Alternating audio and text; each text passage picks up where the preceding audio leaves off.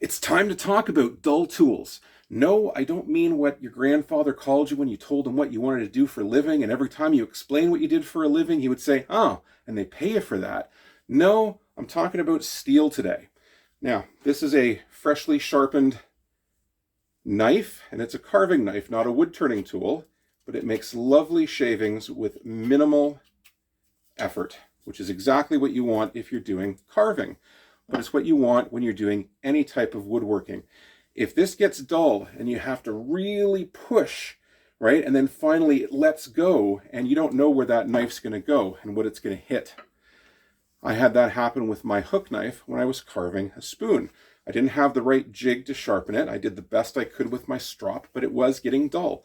And so instead of being able to keep my hands safely away from the cutting surface and make nice little cuts on this, I was having to really push, and my hands, I didn't even realize it, but they'd come out of position, and I was pushing and it let go and it came up and I cut myself right on the webbing between my thumb and my index finger. The next day I bought the proper jig and I never had to worry about it again, because when it was sharp, it was just taking things out effortlessly like butter. You don't want to have to push.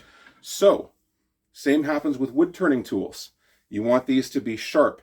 If you find that it's not making shavings, but rather it seems to be making chips or dust, it could be the species of wood, but if it's a species that you're used to seeing nice curly shavings come off of, it's time to sharpen.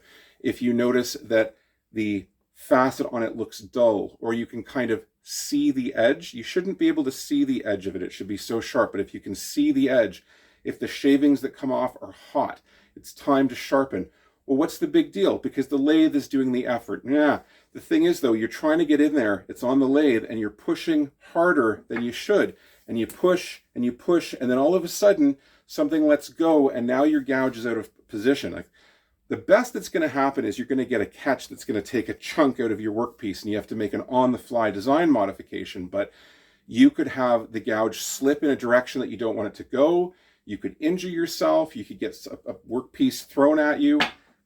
You could end up at the hospital depending on how severe it is.